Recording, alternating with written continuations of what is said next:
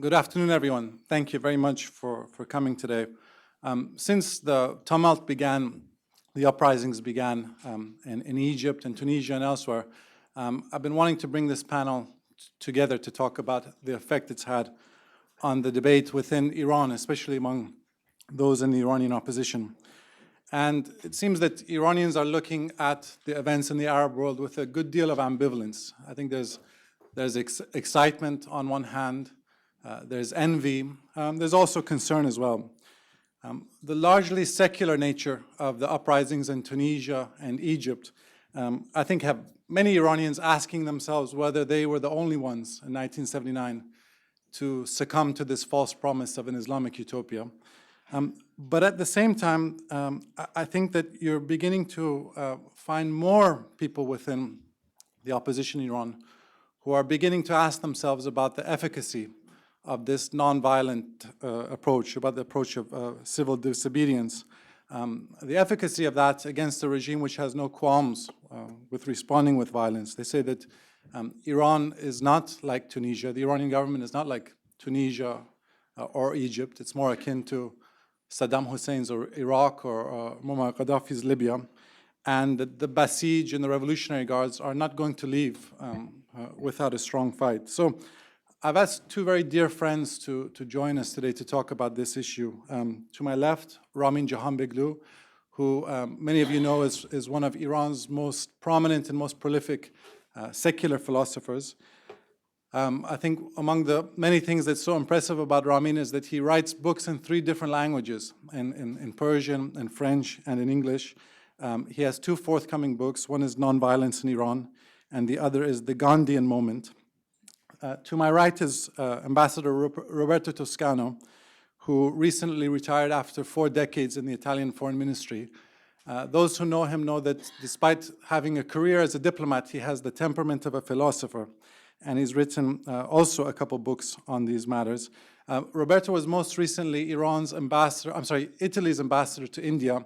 But prior to that, he was Italy's ambassador to Iran for 5 years, from 2003 to 2008. And I can tell you as someone who lived in Iran during that time period, I think Ramin would agree he was by far the most popular ambassador in Iran during the course of the last 2 decades, if not since the 1979 revolution. Ramin, Roberto, and I have a special bond in that when Ramin was imprisoned several years ago in Iran, he spent 4 months in solitary confinement on charges of trying to foment a velvet revolution. I took a leave of absence from my job at that time to work on his behalf from Washington, and Roberto worked tirelessly on his behalf from Tehran. So I think we'll always have this special bond. And what I wanted to do is pose to them a series of questions, again, about the efficacy of this nonviolent approach in Iran. And then I look forward to opening it up to all of you. And in the question sessions, you can feel free to be as broad as you want. We don't have to stay limited to this question of nonviolence. But to begin with Ramin, and I'll pose the same question to Roberto, how do you respond to those who say that you're naive to continue to advocate for this strategy of nonviolence and civil disobedience against this regime which has no qualms with responding with overwhelming violence? So we all understand that that nonviolence is morally preferable, it's morally superior, but tactically, is it less effective? Thank you, Karim. First of all, I'm happy to be back in Washington after so many years, and happy to see some of the nice friends and faces which I know.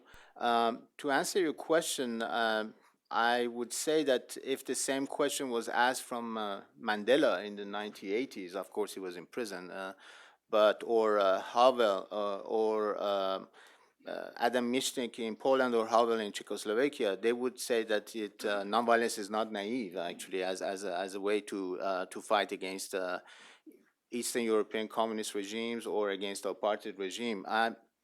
I think that some people, maybe some of you present in this room, have the feeling that the Iranian nonviolent uprising or Iranian nonviolent movement has failed because many of the opponents, many of the dissidents find themselves in exile or in prison, or some executed.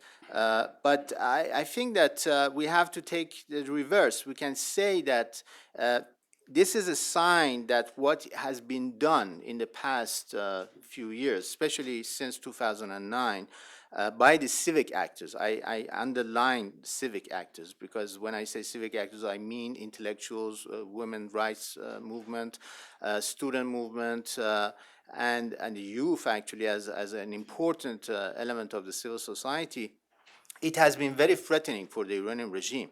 And that's why they have been killed and imprisoned. If they were not threatening, they would, the violence coming from the other side would not have been so intense. So this is the first point which I think we need to understand. The second point is that every failure, I think, should be studied as a lesson. And as we had it in the past with other movements, like we have it today in Burma with Aung San Suu Kyi, or we have it in Thailand, or we have it in Palestine or elsewhere, I think that we have to somehow understand it as a lesson. And somehow my worry is chiefly that this failure somehow brings us back to a kind of a neo-realist trap, which says that it's a proof that nonviolence doesn't work, and we have to go towards a security-oriented policymaking, and we have to understand the fact that the only way to deal with the Iranian regime is by violence, by military intervention, or even eventually arming some of the ethnic groups or some of, I would say, some elements of the civil society in Iran. Well, my critique is that we are not talking, and I think that Roberto would agree with me, we are not talking of nonviolence as a moral imperative. We are talking of nonviolence here as a strategic imperative. And most of you are working in think tanks here, and some of you are journalists, so you understand that for you, policymakers, strategic imperative is much more important than moral imperative. But I suggest that when I'm talking as one of the civic actors in Iran, and I've been saying that for the past 10, 20 years at least, in with different hats, strategic imperative suggests that the potential destructiveness, I would say, of political violence outweighs its utility. So that's what I'm saying. And to be very clear in what I'm putting forward, I think that in Iran there are two political struggles which are going on. One is the political struggle for the restoration of democracy, and the other one is actually for nonviolent negotiation.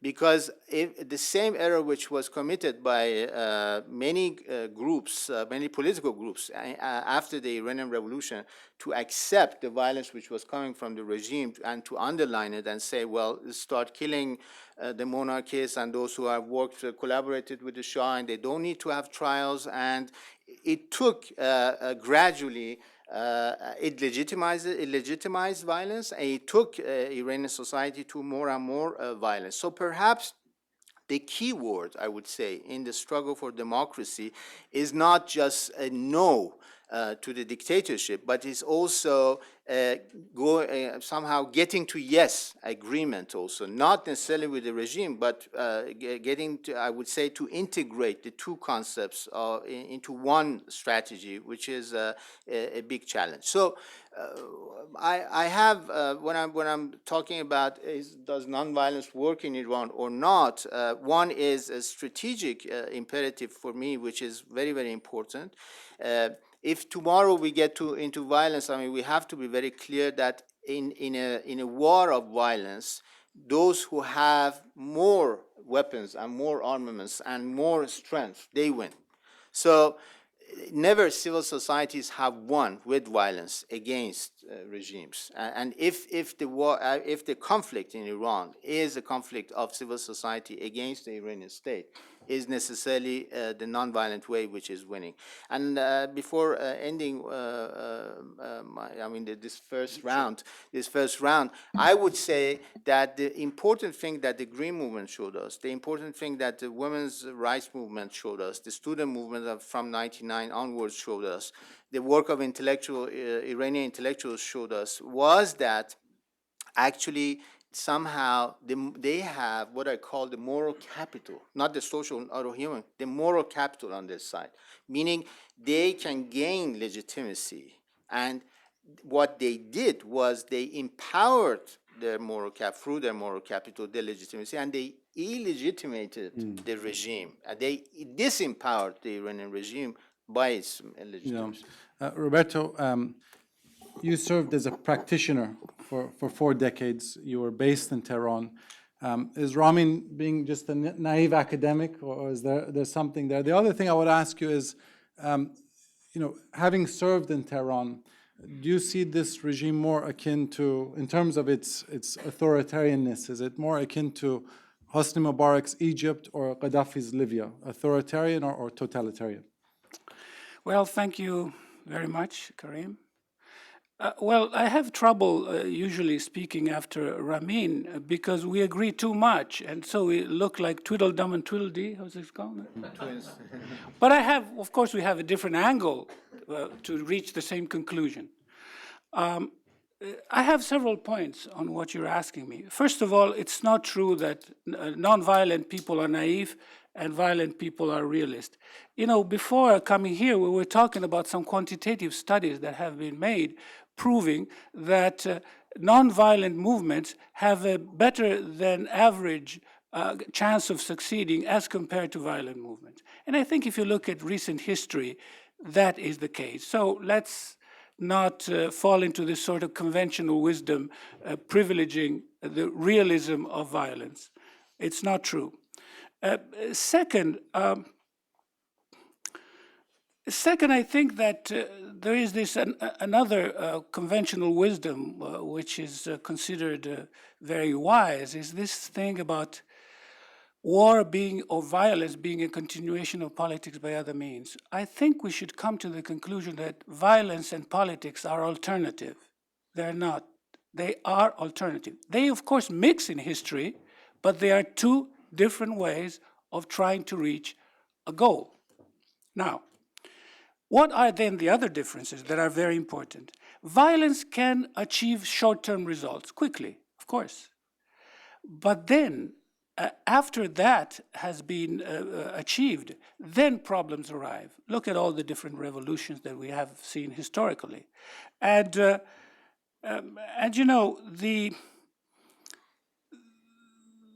another conventional wisdom is that the end justifies the means, which was attributed to Machiavelli, but he never said that, incidentally. I defend my fellow countrymen.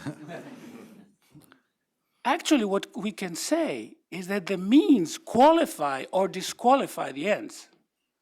We have this thing that revolutionaries have been wanting to save humanity with a capital H, and they kill humans with a small h.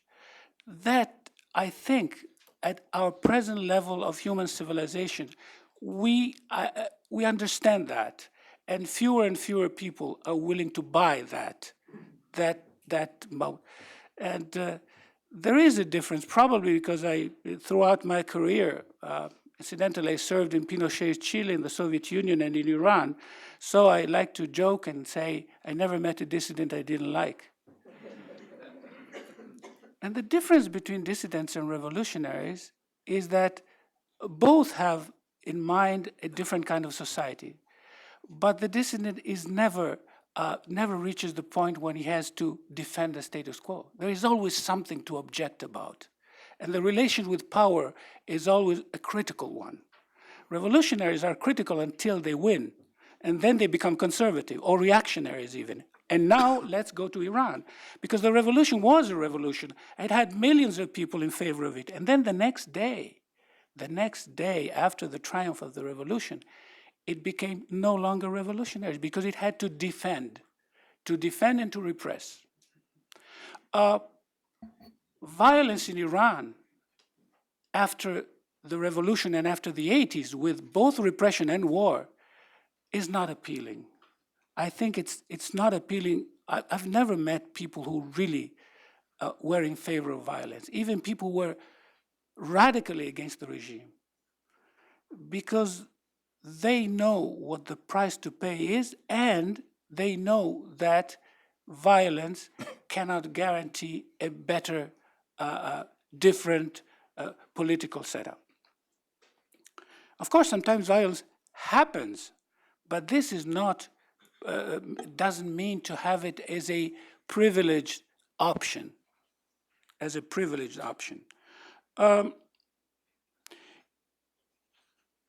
Also because nonviolence has the possibility to widen the consensus and the support. Do you think you would have had in 2009 hundreds of thousands of people if the message had been a violent one? No, no way. You can have a common movement without violence. If you have violence, you start dividing. And even within the violence movement, there are going to be different wings, usually killing each other. So, although nonviolence is a moral option, it happens to coincide with a strategic option. Personally, I don't see any contradiction.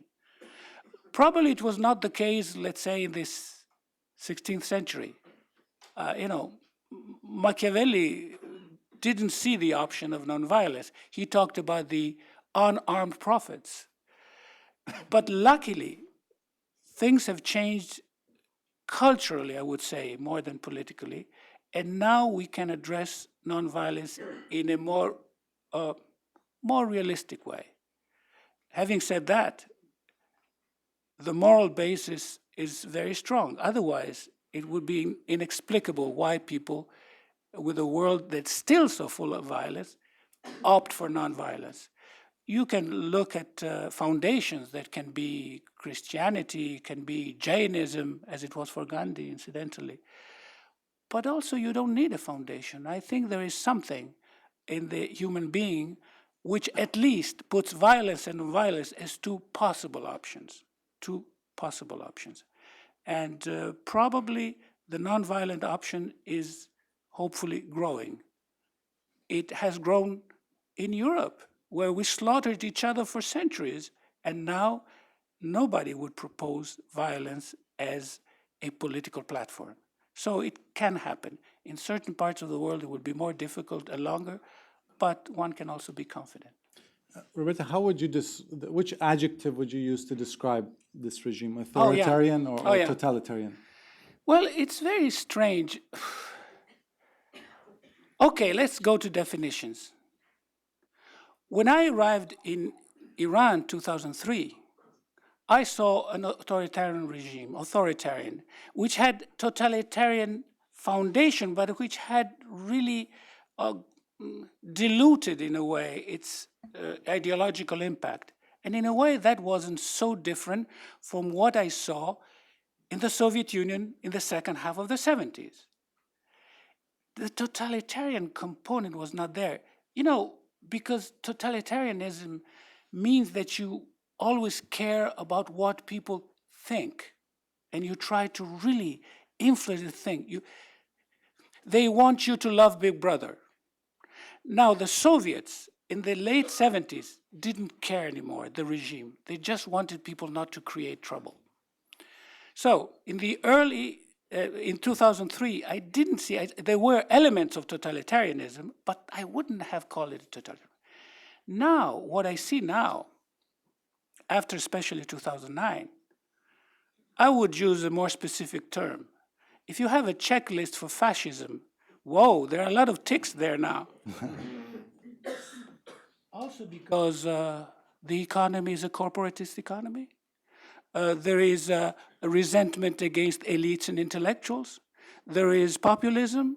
There is nationalism intended in a certain way, and also militarism, So, well, you know, I think that's what we're seeing.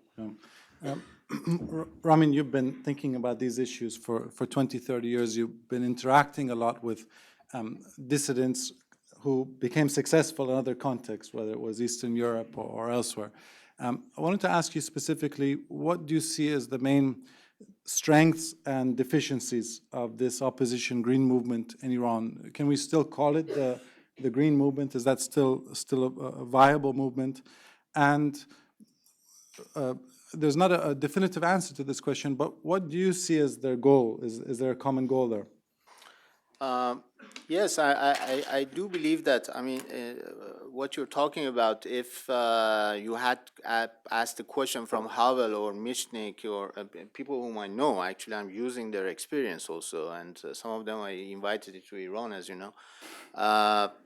If you had asked them the question about totalitarian regimes and how you can have nonviolent civil resistance against a totalitarian regime or an authoritarian regime with totalitarian symptoms, I would say that they would answer that is the same answer that I would have for the Iranian regime, is that Iranian system or a system like that of violence or an injustice is not absolute and implicable.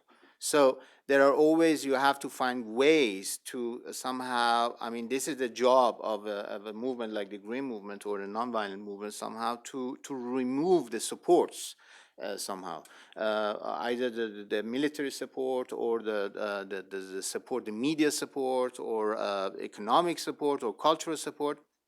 And actually, I think that the Green Movement tried that very efficiently. I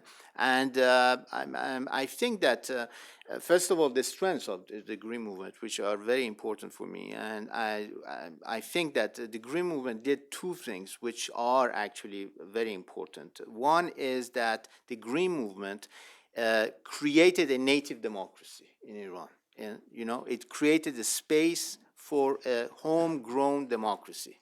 The idea of a homegrown democracy is there already. You did talk about, in one of your articles about indigenous democracy. I remember I have read it.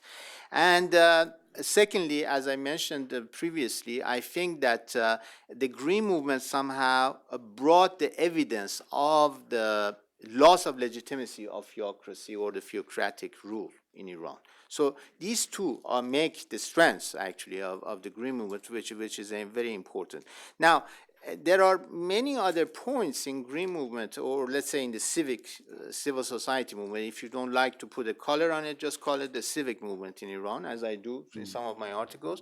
So it's the diversity of it, the heterogeneity of it is very important, but it also makes its weaknesses. The fact that I do believe, for one, and I've been writing and talking about that the leadership of the Green Movement is the Green Movement itself.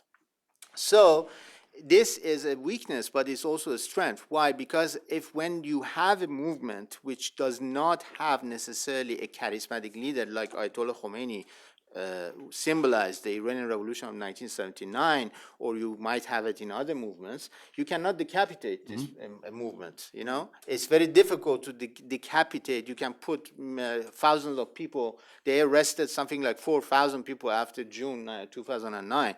But it did not end the movement. And so we have to think of the civic movement in Iran as a potentiality, as many people have been writing in their articles, as ashes on fire under the ashes. It is a potentiality. It is a capability. It's a capability of the civil society which was already there even before Khatami, but especially when Khatami was elected in 1997, and the fire went on again in 2009, in 99 once again, and again in 2009. So I would see these free movements, I mean, in a continuity. I wouldn't say that civil society or civic movement started in 2009. That would be wrong to say that. It started much, I would say, before that. I mean, it started maybe, I mean, on the intellectual side, which I was a participant, it started after the death of Ayatollah Khomeini and the end of the war with Iraq, when you had all these intellectual movements, either secular or religious, but it also continued with the student movement and the women's movement, which is one of the strongest, actually. If there is one, I think, movement which could declare the leadership of the Green Movement are women in Iran. Actually, the number of women who are in prisons and who represent, Iranian women who represent the Green Movement is much more than men. So all these aspects, I think that they make the strength of the Green Movement, but they also make somehow its weaknesses. And we have to understand that. I think that the strategic imperative that I did talk about, and not only the moral imperative, is also in this all these elements which compose what we call the civic or the Green Movement. Yeah, Roberta, let me pick up on something Ramin brought up about leadership. The Mohsen Mahmoud, the acclaimed filmmaker, once said that 30 years ago, the people were sheep and Khomeini was their shepherd. And he said, now we no longer have a shepherd, but the people are no longer sheep. How would you, respond to that? You once told me that the Iranian equivalent of Havel is either dead or exiled, that this regime does a very effective job at decapitating its opponents.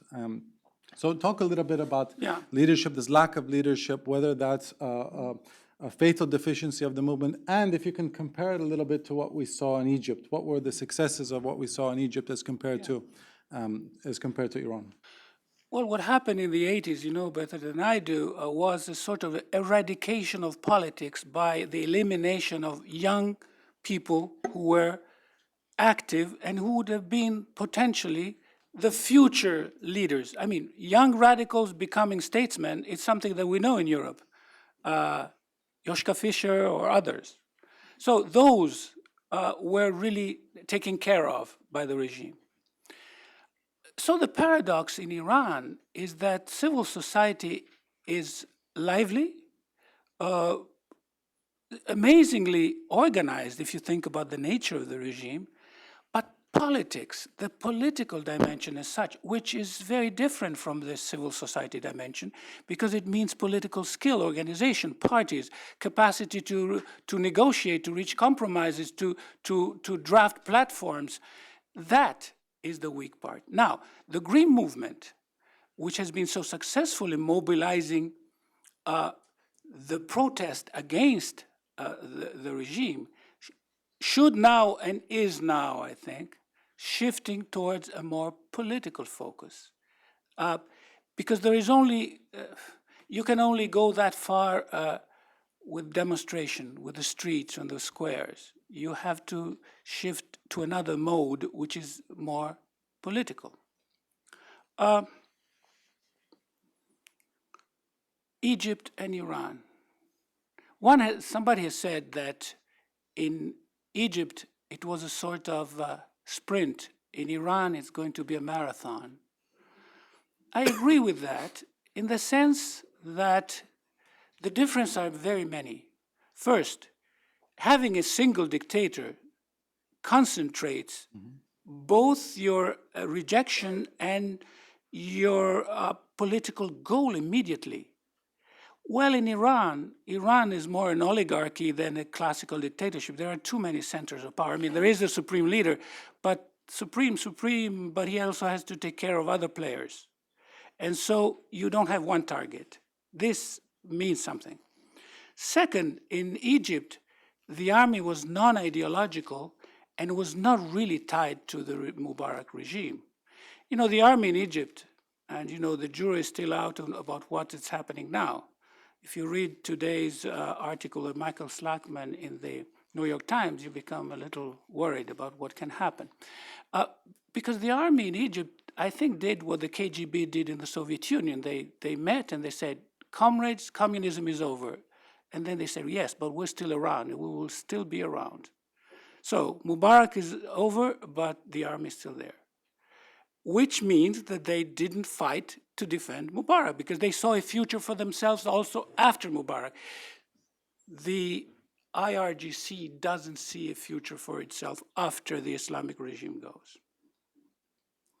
Another aspect still having to do with the leadership is that it's very easy to recycle a Communist Party stalwart and into a businessman, but it's very difficult to recycle a mullah. But then let's look at the other side. What is the difference? You know, those hundreds of thousands of people in the streets were shouting, "Where is my vote?" which is okay. But it's a very narrow focus, strictly political. In Egypt, people were also saying, "Where is my bread? Where is my money that you stole?"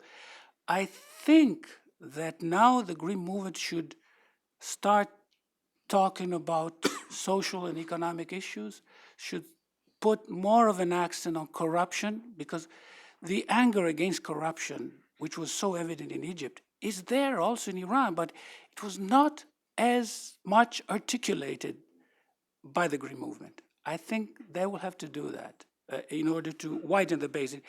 Because, of course, it is false that you don't have 2 million people from North Tehran demonstrating, and the elites and the rich people. But yet, one has to admit that the main bulk, the main focus was middle class. And the non-middle class, I mean lower classes, were sort of in a waiting mode. They're also very frustrated, but they have not been involved. I'm saying this, quoting Mousavi himself, who said it, yes, we didn't give enough attention to this other component of society. So that's also another weakness of the Green Movement, but I think they are addressing that now. Let me ask you that, because I remember after the election, the uprisings in Iran, I always thought that it occurred to me that there was a star protagonist in the 2008 US presidential elections, and that was the character of Joe the plumber, if you remember. And I always thought that Mousavi and Carnegie needed to do a better job reaching out to Mohammed the plumber in Tehran. And I'll pose this to both of you. Where have the labor movements been in Iran? Is there something which is a cohesive labor movement? The real labor movement is in jail, as you know. But unfortunately, both in Iran and outside Iran, there isn't enough attention to that. And also, let's talk about human rights. And, now there has been the appointment of a special rapporteur, which is important, and people are questioning death penalty and the condition of women.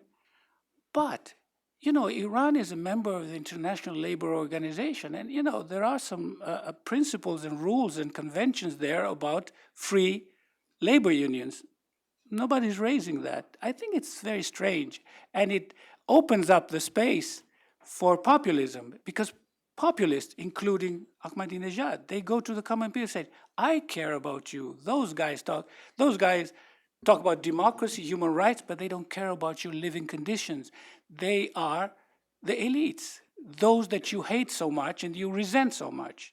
I think it has to be proved that rights are the only way to address needs and demands of everybody, that you have to go through democracy and rights, not as an alternative to actual welfare, but as the only way to achieve those goals, those social goals. Can I add something to? First of all, I think that the uprisings we saw around the Arab world, there are 5 elements, and some of these elements, which I'm going to mention, I think we can find them in some of them only. We can find them in the Iranian context also. We had the element of mass number, which this mass number is no more there for the Green Movement, and that's why many people try to criticize it. It was there with 3 million people in June 2009. We had the element of the social media we still have. We had the element of nonviolent discipline, which we still have, fortunately. And in the last demonstrations also in Iran showed that we still have that. And there is one element which is missing also, and this is the element of befriending with the military. So it hasn't worked that way yet in Iran. But why could it? How could it work? I mean, we have many examples, and though I know that a lot of my fellow citizens here sitting in this room are very skeptical about what I'm saying, that a besiege or a revolutionary guard can never change and never become a friendly guy. I mean, you have some of them in this city, living right now in this city, who were the founders of the Revolutionary Guards. Actually, so if they could change, others could change too. But I will give you the example. I mean, when I'm talking about nonviolence resistance, I'm talking about strategies. There are very realistic and practical manners of doing it. Just a reminder, the civil society in Iran is not supposed only to work in front stage, but also backstage. And that reminds me of what was done in Ukraine. Actually, an example in Ukraine was with the wife of the soldiers, if you remember well. Actually, what they did was that the opposition, they contacted women, wives of the soldiers, and they tried to bring them in their front. So when the soldiers had to shoot, they had their wives also participating in the demonstrations. So they did not shoot. Actually, yeah, and this is actually the truth. I mean, this is what happened.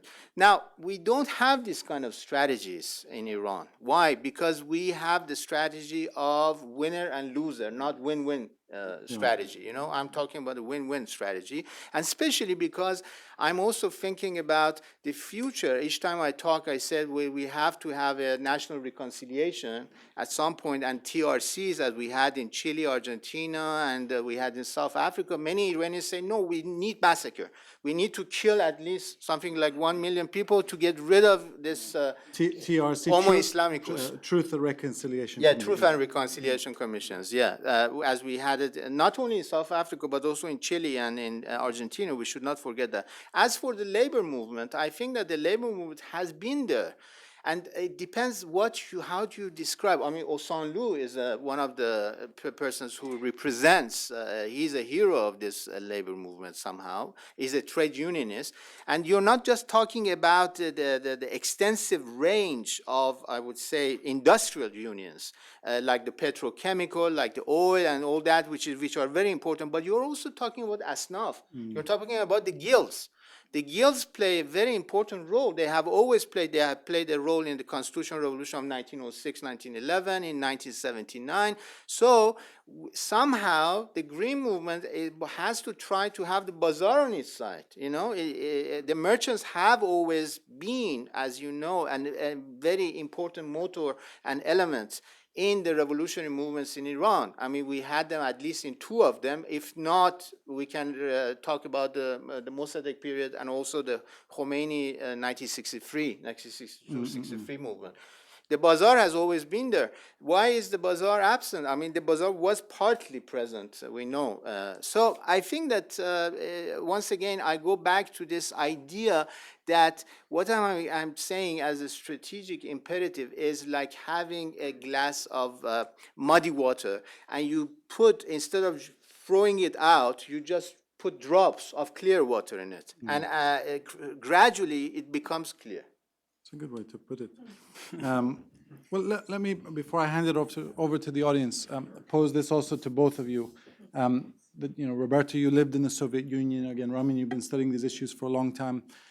I noticed that oftentimes Iranian political activists, democracy activists, both in Iran and in the diaspora, they throw out kind of these examples which maybe aren't the most relevant to Iran's case. So I wanted to ask you, if you were giving advice to folks on the ground, which case study, which template do you find most relevant to Iran's experience? Is it Eastern Europe? Is it Soviet Union? Is it Chile? Is it Turkey? That's a case that's oftentimes mentioned.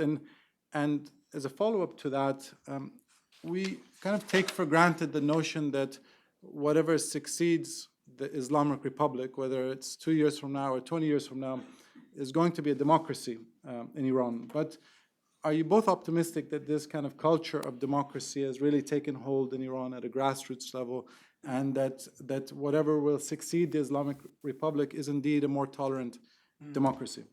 If I can start. These days I've been rereading Gramsci and his concept of passive revolution. Passive revolution means that you don't have a big push and you change the regime, you overturn whoever is on top. What you do is you delegitimize the regime. And at the same time, you build a different political culture. I think that, by and large, has happened in Iran.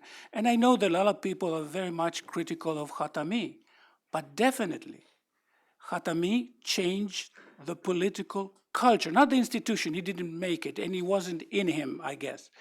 But the political culture did change, so much so that even conservatives and reactionaries have to pay homage to certain principles. And the population takes those principles seriously. And so they come and demand something that is not in the regime, but it's in the political discourse. So this is happening. In this sense, I am more optimistic about Iran because when change comes, it will be more solid. It's easier to overturn a regime that is not politically, doesn't have behind the growth of a democratic political culture. If things change in Iran, it will be because political culture and political discourse has changed so much that the regime cannot hold it anymore. I think the Green Movement is showing that. It will take leadership, it will take political organization, but the political cultural prerequisites of this change is already there. Much more, let me say, than in any Arab country. Much more than in any Arab country. In this sense, I'm not waiting for something tomorrow, people marching on the palaces of power and overthrowing the regime. But it will come, and when it comes, it will be more sustainable. Because let me say one thing about the Ukraine that Ramin Jahanbegloo just mentioned. Yes, the Ukraine, we were all so excited, the Orange Revolution. What is happening today in the Ukraine?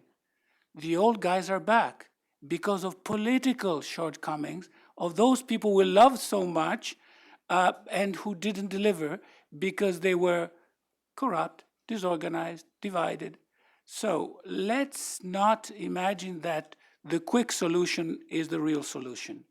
I'm afraid that Iranians will have to have more patience, active patience, active patience. Well, nonviolence is all about patience, actually. So it's about courage, but it's also about patience. But it's also about finding the right strategies, I would say. Now, in answer to your question, I would say that, first of all, I think that the civic movement, once again, is the reflection of a new Iran. It's a young Iran, it's an educated Iran, it's an Iran which is very well informed about the global world, which wants to inform the global world about itself. And this has been going on for a long time. So that's one point. But going back to how nonviolent resistance can show itself through all these, I would say, diversity of the Green Movement, and what examples, what models did we have in the past, I think that there is a mixture of models that we can compare the Green Movement with these models. For example, if we are talking about the failure of the Green Movement, it looks very much the same as the failure of some Eastern European countries in the 1960s and late 1960s, like Czechoslovakia and the spring of Prague.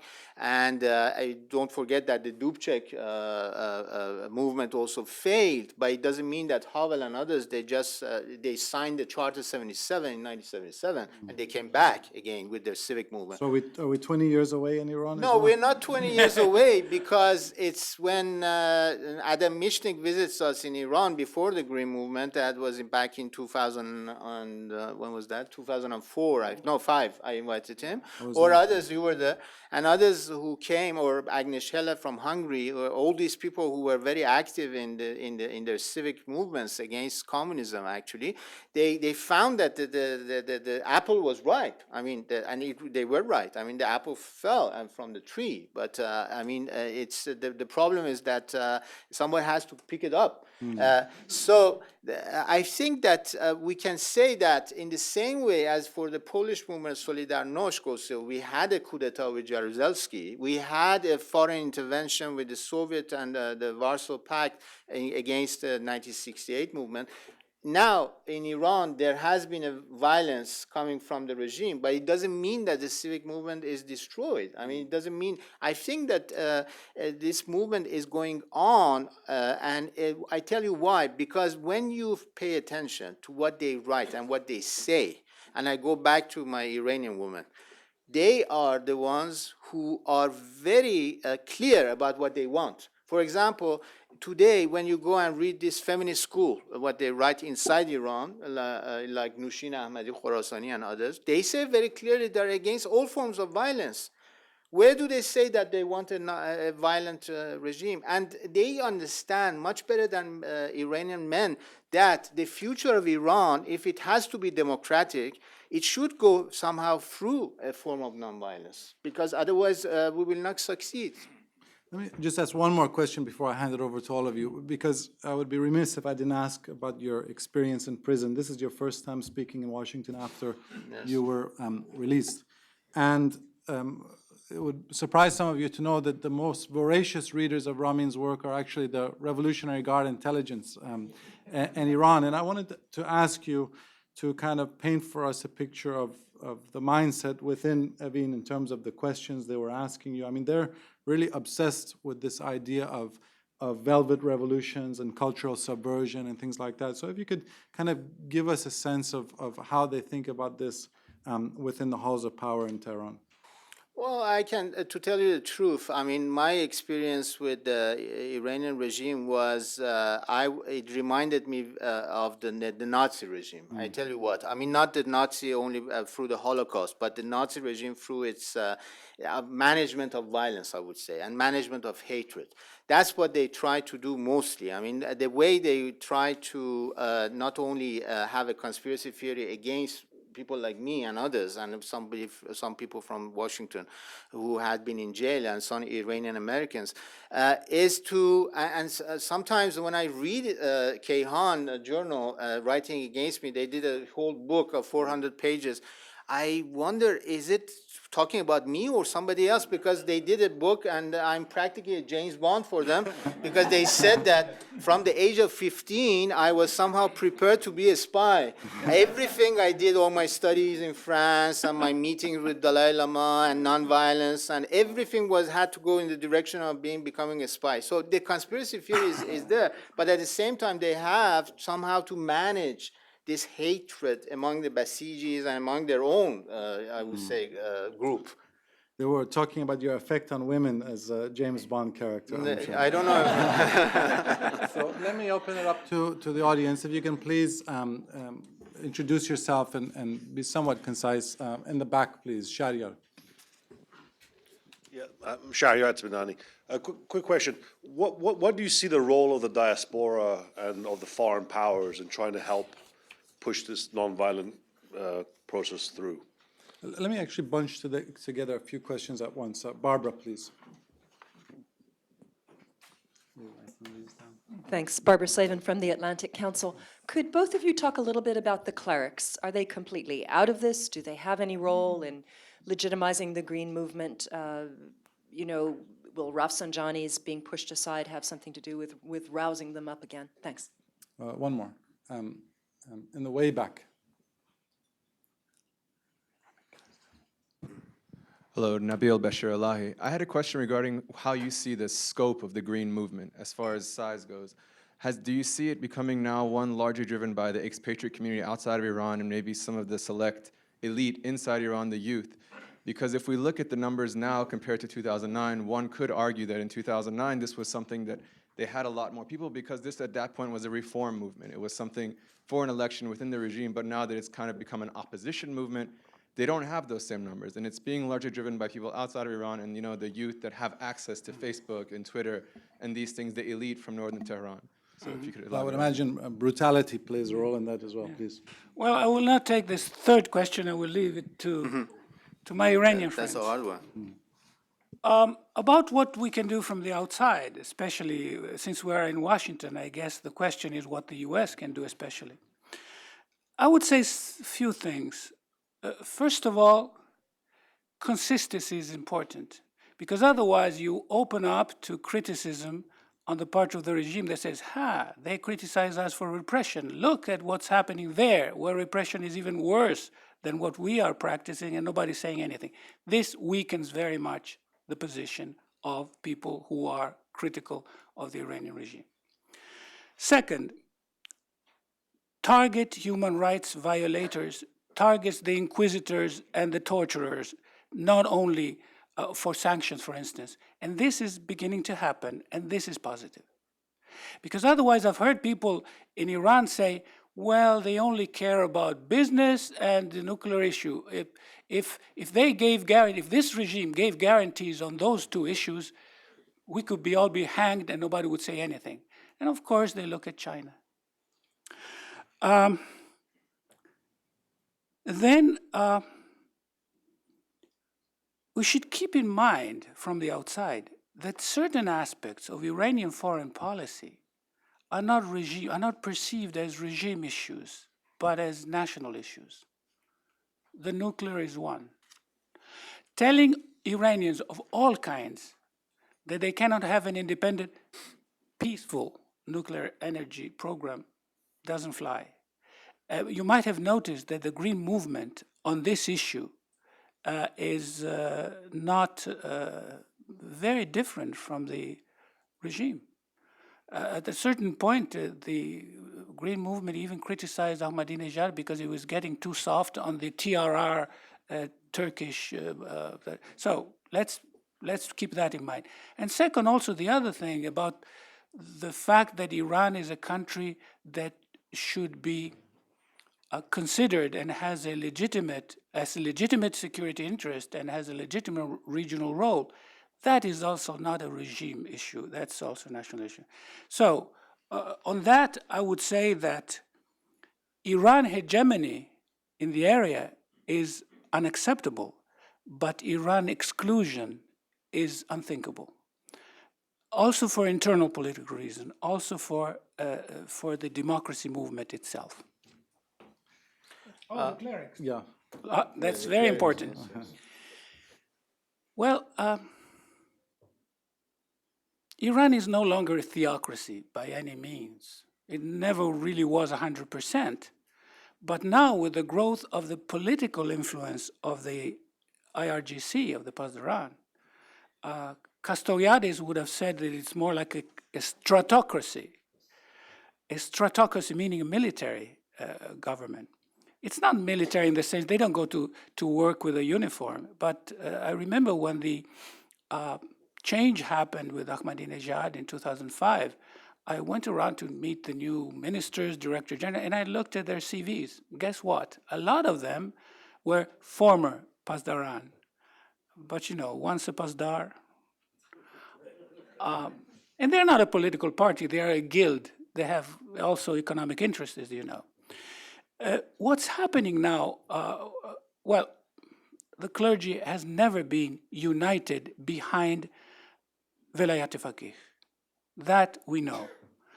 And right now, even less, because if you're beginning to see down the line the end of the regime, a lot of people in the high clergy are worrying that the fall of the regime will be paid very dearly by organized religion in Iran. After all, it's true. Look what happened to the Spanish Catholic Church. They were so powerful. Now, since they were so much associated with Franco, when Franco went, they were not, after that, they were not the same. They were not as strong. So people are beginning to think that in the high clergy, that maybe Sistani is more right in the sense that you have an influence, and Sistani did have an influence in Iraq, but you don't want to run a country. Also because I'm not a Shia theologian, but it seems to me that until the Mahdi comes back, political power is tainted. And the most you can do is to see to it that it doesn't go wrong but in no way it can be blessed by the definition of being Islamic. In a way, it's like the ultra-Orthodox Jews that question the existence of the state of Israel because the Messiah has not come back, has not come. So from also the point of view not only of political expediency, but also of sheer orthodoxy, there are many doubts there about Velayat Faqih. I would answer Barbara's question by saying that the clergy in Iran have always been divided since the Constitutional Revolution of 1906. We should not forget that. We have had constitutionalist clergy also, and they were also divided with the Mossadegh movement. They've been divided when the Khomeini wanted to introduce Velayat Faqih in the constitution. Many of them did not accept that, and they were more even divided when Khamenei became the supreme leader, as you know, because they never accepted him as a marja taqlid. So I think that as you see today, many of the grand ayatollahs are not only against Khamenei, but they're against, very clearly against Ahmadinejad, and especially against the Revolutionary Guards, because we have to think of these people, when we look at their history, they have always been following their interests. Now, their interests sometimes would be with the Shah, sometimes against the Shah, but sometimes with and against the Shah, you know. It depends, because we have, with the Mossadegh movement, we have people who were with Mossadegh and then with the Shah. So I think that they swim like fishes in the ocean. So they will certainly do that. I mean, Mousavi Ardebili, what he said recently, and Sanei, and the fact that they've been insulted by Shariat Madari in Kayhan, they would not appreciate that, of course.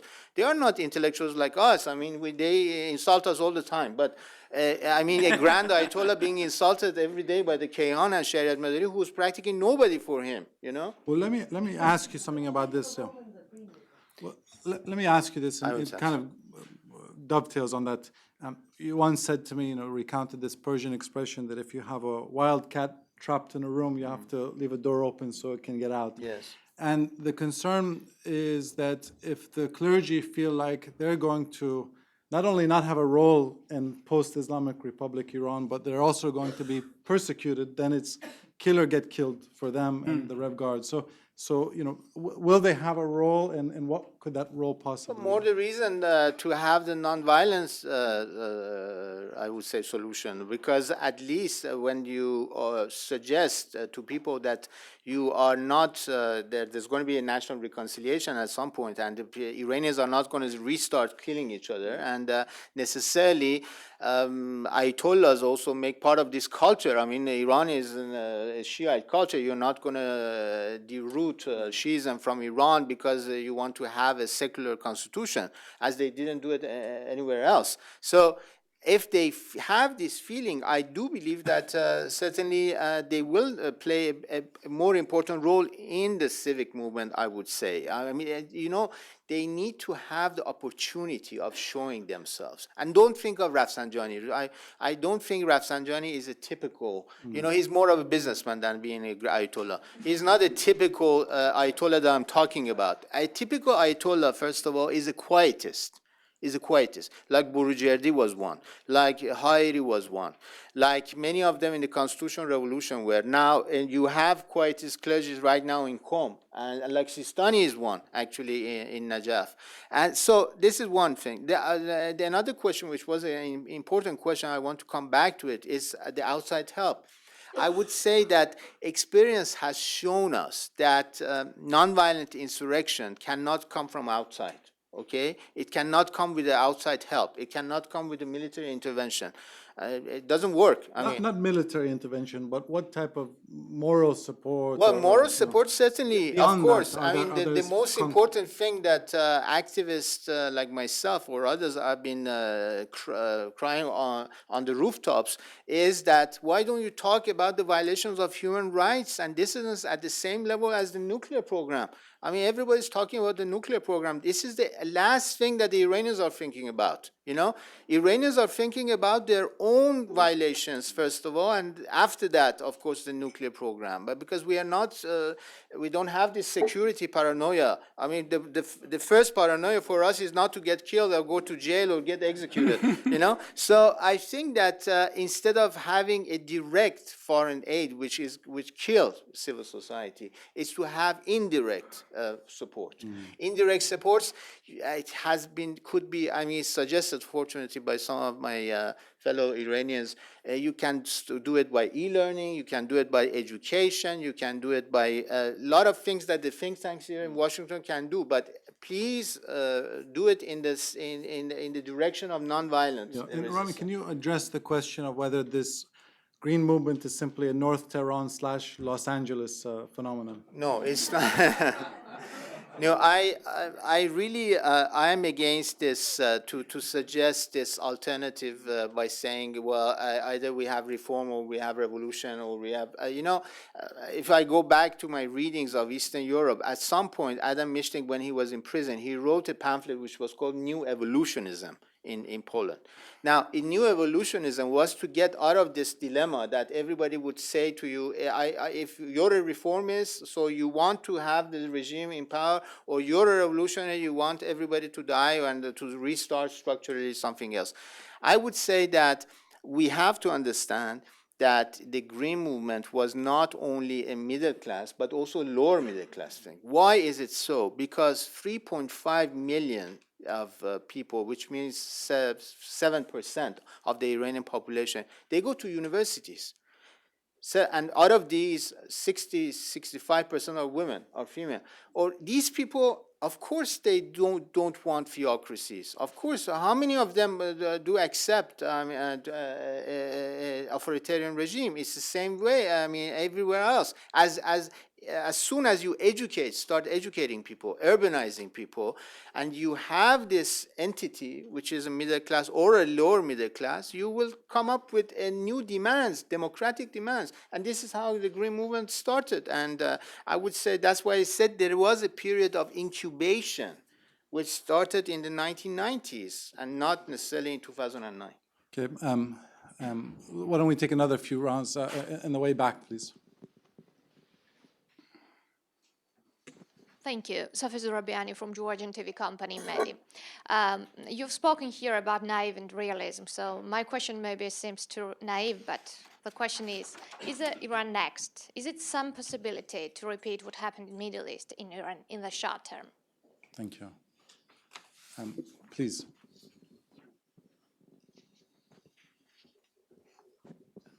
Hi, Mr. Jahanbeglou. This is Ken Timmerman from Newsmax and the Foundation for Democracy in Iran. As somebody who actually introduced Gene Sharp to Iran 14 years ago, I'm kind of curious how important has Gene Sharp been in the movement? I know some of his books have been translated into Persian and downloaded 500,000 times.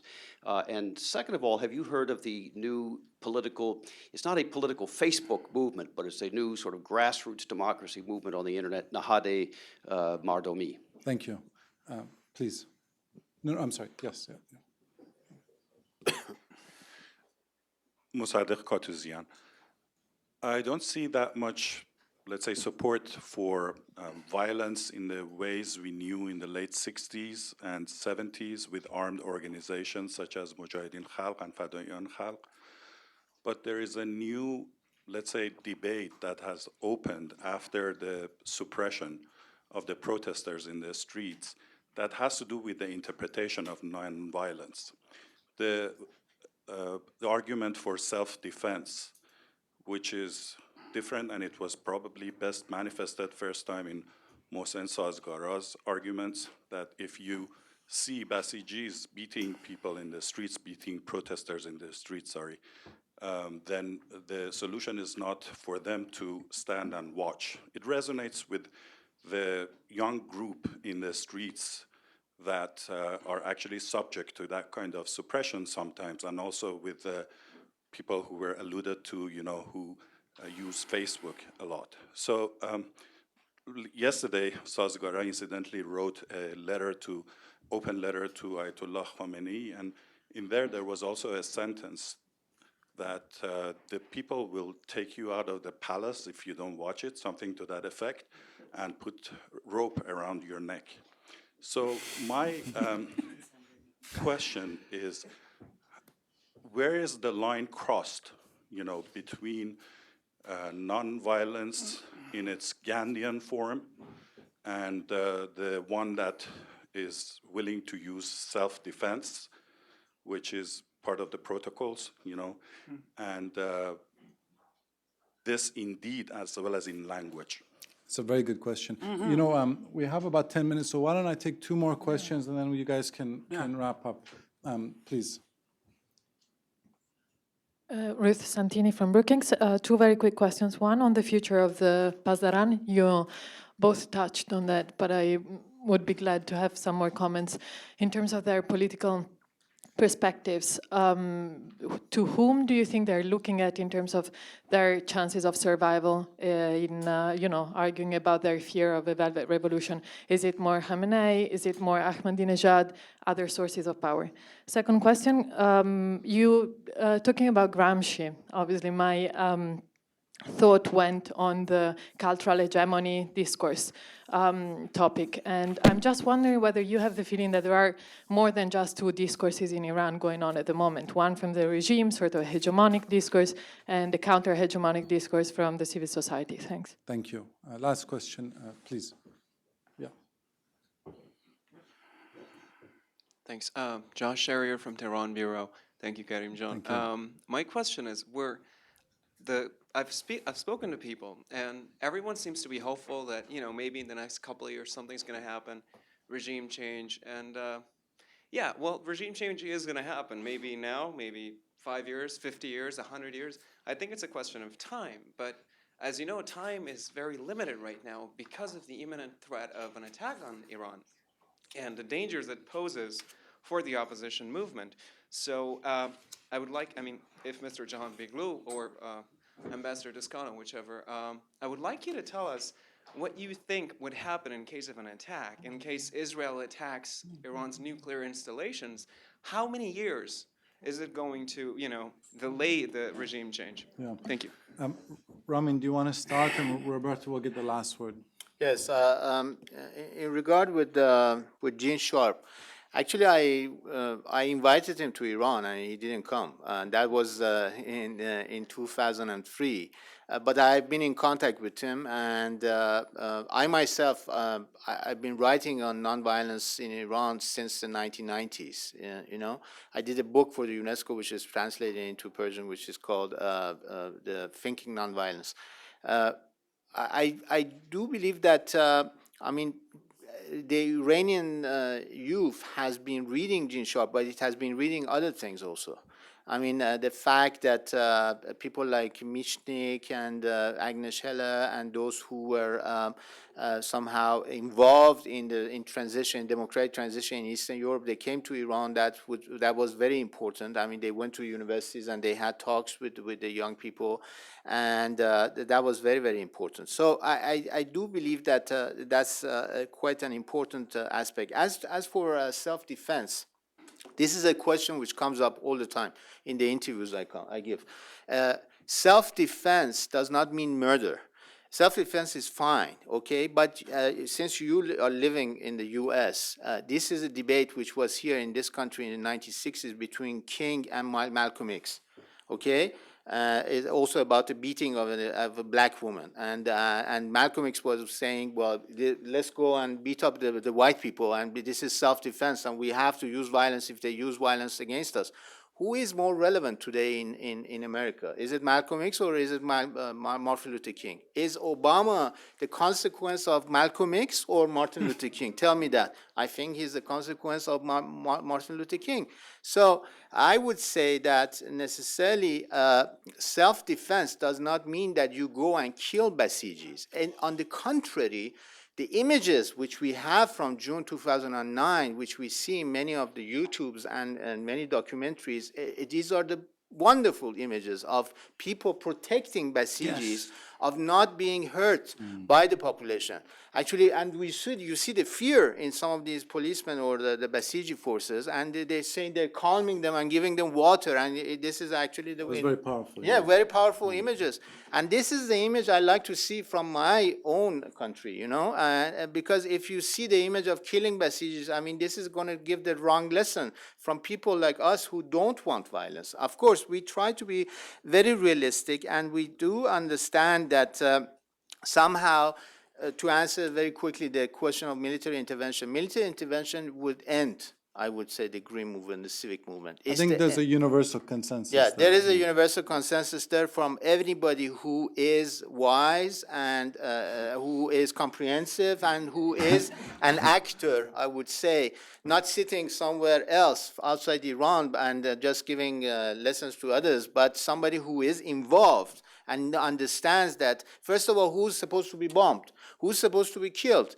Secondly, if you start killing people and you have a military intervention, how are you going to stop it? I mean, already Iraq and Afghanistan is a problem, and you want to add a new problem to what is already there. So I do believe that we should understand not to make it polarize things. You know, we should go more and more towards ways of where we can have this strategic imperative working well, but of course in a wise way.